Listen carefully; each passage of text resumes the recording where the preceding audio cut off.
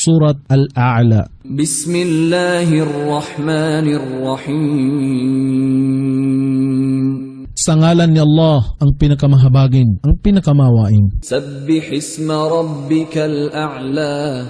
Luwalhatian ang pangalan ng iyong Panginoon, ang kataas-taasan, Alladhi khalaqa fasawwa. na siyang lumikha ng lahat at nagbigay ng kaayusan, Walladhi qaddara fahada. at nagtakda ng kahinatnan ng bawat isa, at nagbigay ng patnubay, Walladhi akhrajal mar'a.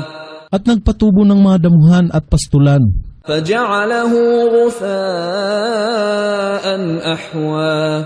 at muli ay kanyang ginawa ito na dayami. Sanuqri'uka fala tansa.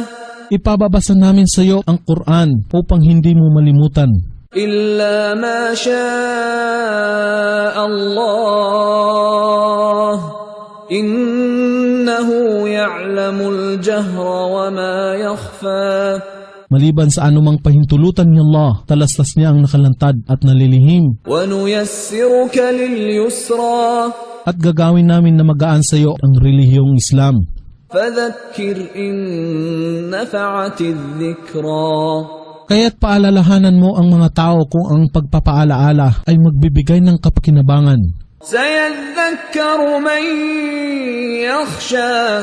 Diringgin ito ng sinuman na may pangangamba kay Allah. Wa yatajannabuha al-ashqa. Datapot ito ay tatakwil ng mga masasawing palad, Alladhi yasla an-nar al-kubra.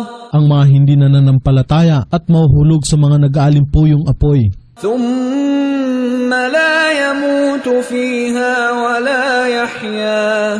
Dito, siya ay hindi mamamatay at hindi rin mabubuhay sa mabuting kalagayan. Qad aflaha man tazakka.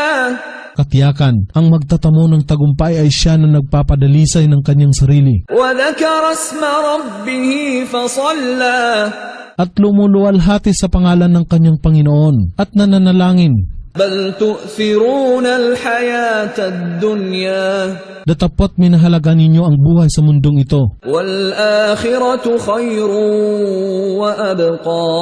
bagamat ang kabilang buhay ay higit na mainam at mananatili. Inna hadha la fi as-suhufil ula. Katotohanan ito ay nasa mga aklat ng unang kasulatan, Suhufi Ibrahim wa Musa.